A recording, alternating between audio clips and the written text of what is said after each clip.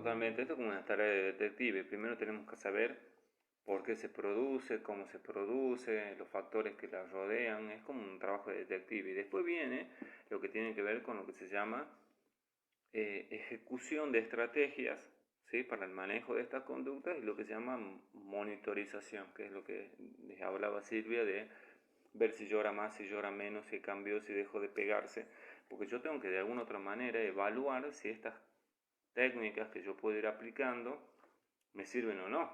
Claro. Porque si yo no puedo hacer esa evaluación de si estas técnicas me sirven o no, voy a de alguna otra manera incurrir en el error de seguir persistiendo o insistiendo con una técnica que no te sirve. Y eso es muy común de ver, Sí. porque de pronto, como yo les dije recién, a los papás se nos queman los libros, por ahí necesitamos de la orientación de los profesionales, hay veces que los recibimos, hay veces que no, y de pronto nos encasillamos con una o dos técnicas o que nosotros pensamos que podía servir o que nos servía con otro nene, con otro hijo, y eso va generando también quizás un refuerzo de esta conducta Sí. disruptiva sin darnos cuenta. Totalmente. Y aparte hay algo que es real y es algo que nosotros siempre lo decimos. Con nuestros hijos jamás vamos a ser objetivos.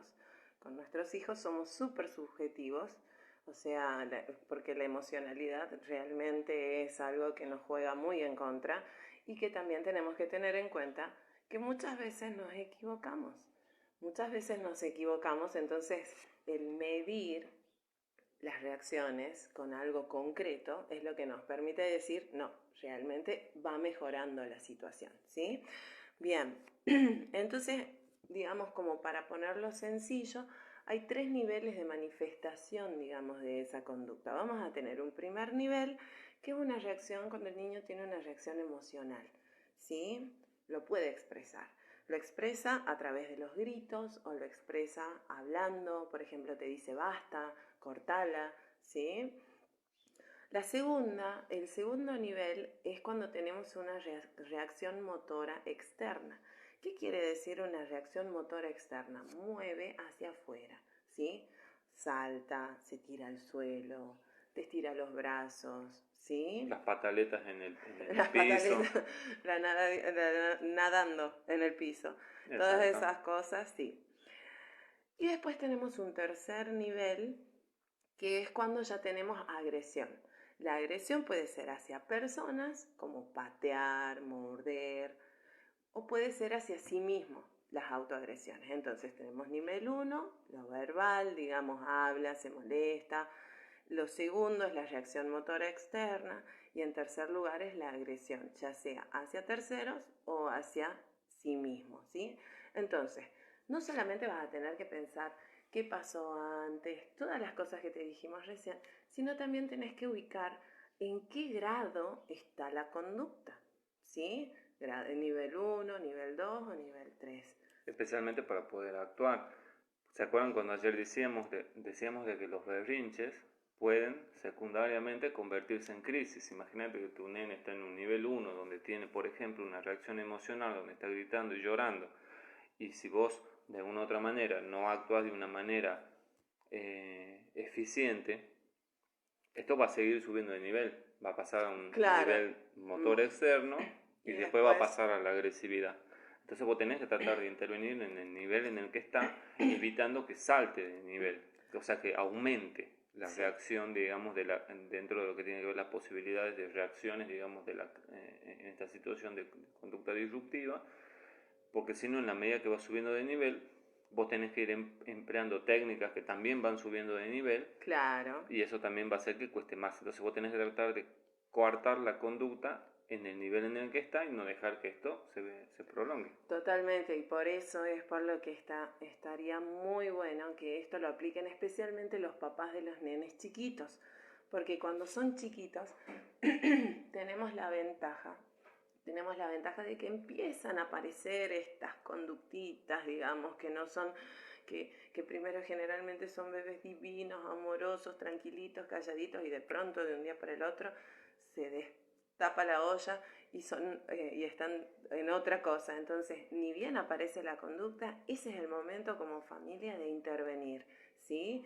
Les vuelvo a repetir, bajo ningún punto de vista quiere decir que reemplazamos la actividad de los terapeutas. Simplemente somos una pata más de la mesa, ¿sí?, que apuntala todo lo que se hace en terapia. Entonces, otra cosa que vas a tener que tener en cuenta es cuando se manifiesta esa conducta, si el niño trabaja o no trabaja, o sea, si puede obedecer órdenes o queda como bloqueado en su furia, en su ira, ¿sí? Si vos ves que tu hijo sí puede trabajar, digamos, o sea, vos le podés decir, bueno, se enojó, está berrinchoso, te dice, bueno, basta, pero vos le decís, anda y tráeme, qué sé yo, alguna cosa, y lo hace, ¿sí? Entonces, lo ideal sería ignorar ese tipo de conducta. ¿Por qué? Porque quiere decir de que como que no se desconectó del todo, él solo está controlando ese proceso Hay interno. un intento de Hay un autorregulación. intento de autorregulación, entonces lo dejamos. Tampoco vamos a empezar, pero bueno, ¿qué te pasa? ¿Cómo te ayudo? No, no lo torturamos. Directamente lo ignoramos, perfecto. Una vez que se autorreguló, se ignora la conducta, no se ignora no al niño. al niño. Por las Exacto. dudas va subiendo de nivel, nosotros tenemos que resguardar su integridad física también y la de otros. Perfecto. Entonces, es muy importante eso de que no se ignora al niño, porque cuando hablemos de las técnicas que podemos utilizar, es muy necesario siempre tener en cuenta que no vamos a ignorar nunca al niño. Pero si en cambio el nene no trabaja, ¿sí?, o sea, se bloquea, queda como en su furia, entonces esas sí son las conductas que como papás tenemos que extinguir sí o sí. ¿Sí? Son conductas que no podemos darnos el lujo de que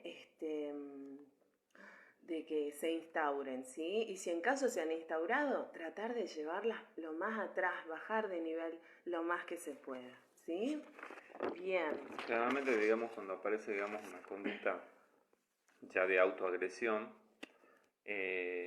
o con, digamos, con esto que dice Silvia, donde no trabaja, donde, digamos, de alguna otra forma ya no puede regularse, es donde necesita de una regulación externa, y es porque sus niveles de ansiedad se han elevado lo suficiente como para poder, de alguna otra manera, para que los papás me entiendan, bloquear, ¿sí?, su capacidad de poder hallar una salida a esta situación de ansiedad, ¿sí? Entonces ahí nosotros tenemos que actuar. Entonces, pero eso sí puede ser, ojo que también nosotros tenemos que ver de que hay algunos niños, por eso es importante hacer un análisis de la conducta, Sí. que si se pegan, no porque necesariamente tengan los niveles elevados de ansiedad, no necesariamente porque no pueden trabajar, como se dice, o sea, estar conectados, poder encontrar una salida a esta situación, sino porque de alguna otra manera manipulan la situación con la autoagresión, ¿sí?, o con la agresión hacia otros, porque saben que con eso Obtienen lo que quieren. Por eso ¿sí? es importante que yo evalúe, Observe. exacto, observar bien la conducta, porque muchos papás, por ejemplo, ahora nos están mandando mensajitos, ¿Sí? pero lo que lo que ustedes papás están haciendo, ya vamos a ir respondiendo a cada pregunta, Sí. es contarnos qué es lo que sucede, pero quizá tendrían que ir un poco más al fondo, de decir, a ver, en qué contexto sucede, en qué momento sucede, qué es lo que pasó, cómo se respondió, cuáles son los reforzadores, digamos, externos, el entorno, porque si no, no puedo trabajar, digamos, efectivamente, digamos, en la extinción de esa conducta, y porque yo no puedo saber si realmente el niño está cursando una situación, digamos, de extremada ansiedad, o realmente está manipulando la situación como para poder obtener lo que quiere, porque si sucede, ¿se acuerdan cuando yo les decía ayer que hay muchos niños que le dicen a otros, vos tenés que portarte mal, vos tenés que gritar, vos tenés que llorar para que te den lo que vos querés? Bueno, eso también existe, porque si no, de pronto nosotros pensamos que nuestros niños, con alguna condición, no tienen la capacidad de mentir, no tienen la capacidad de manipular, y yo les tengo que decir que están equivocados, porque sí tienen la capacidad de mentir, tienen la capacidad de manipular, tienen la capacidad de manejar el entorno. Eso es algo natural en los niños, y lo hacen simplemente porque pueden. Tu niño no es tan solo la condición que él tiene, tu niño es mucho más que eso. Sí. ¿Me entendés? Entonces no te quedes con la condición, pensá también que va a actuar y va a tener comportamientos como los tiene cualquier otro niño, ¿sí? Entonces eso también es importante que lo tengas en cuenta. Totalmente. Y en ese sentido, es muy importante, como les digo, que los papás cambiemos un poco la forma de pensar, ¿sí? No pensemos en, por ejemplo, él grita. No, tenemos que ampliar ese pensamiento, tener una vista más panorámica y que sea él cuando pasa tal cosa, grita y yo hago tal otra. Entonces ahí cuando vemos todo el panorama, es súper claro cómo voy a tener que proceder para tratar de controlar o tratar de retroceder, ¿sí? Si ampliamos un poco la forma de ver la cosa, va a ser mucho más sencillo para nosotros de manejar conducta. Porque también hay algo que es real. Nosotros como papás necesitamos saber que tenemos el control. Y muchas veces los chicos con esas conductas es como que son los que tienen el control, ¿sí? Así es, dicen, súper pícaro. Sí, re pícaros son. Entonces, acá como para hacerla corta y como para que sepas hasta dónde sí, hasta dónde no, lo hemos resumido en una frase. Llorar está perfecto. Llorar es una forma de expresar un sentimiento negativo, de expresar la frustración. Bajo ningún punto de vista vas a hacer que tu hijo no llore. Déjalo que llore.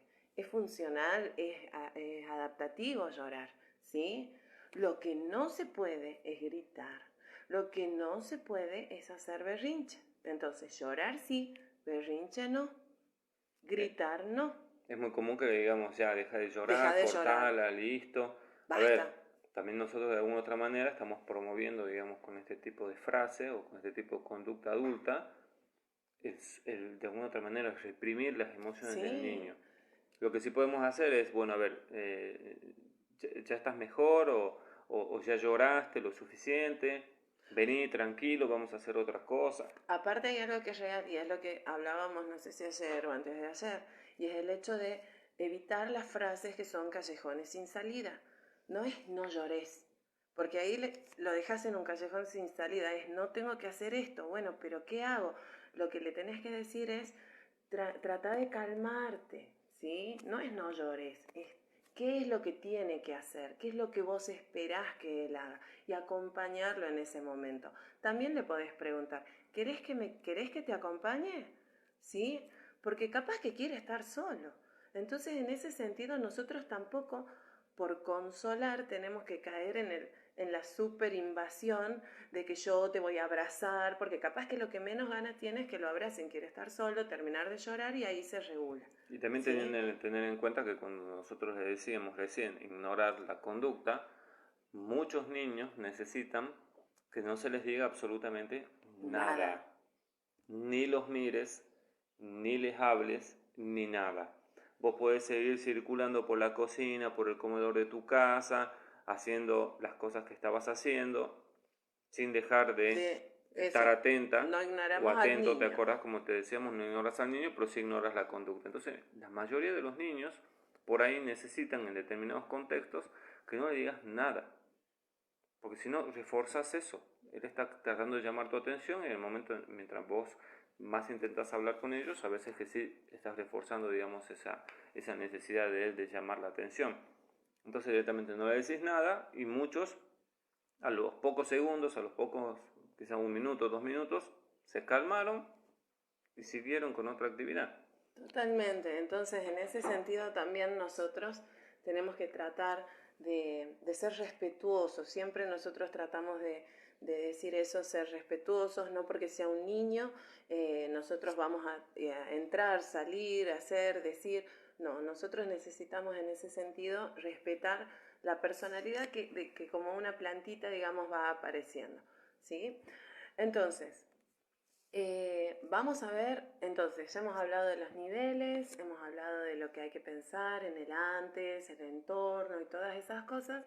Bueno, vamos a ver cuáles son las técnicas, ¿sí?, que se utilizan o que son las que generalmente usan los terapeutas, ¿sí?, pero que vos podés adaptarlas y aplicarlas desde casa para corregir. Se llaman métodos correctivos. Podés usar una sola, un grupo o ir usándolas en forma gradual, ¿sí? Nosotros igualmente cuando terminemos el live lo que vamos a hacer es armar una esquemita, que es como, digamos, nosotros, digamos, hemos organizado esta charla, como para que ustedes sepan y lo puedan tener siempre a mano. Porque en el momento que ustedes dicen, bueno, yo hoy voy a empezar a manejar conducta, necesitan tener esa ayuda a memoria súper cerca para que, porque en el momento en el que el niño empieza a comportarse mal es como que la neurona, le digo yo, como que el pensamiento, como que los niveles de ansiedad de nosotros mismos nos impiden tener el pensamiento claro. Entonces es muy importante que lo tengamos a mano.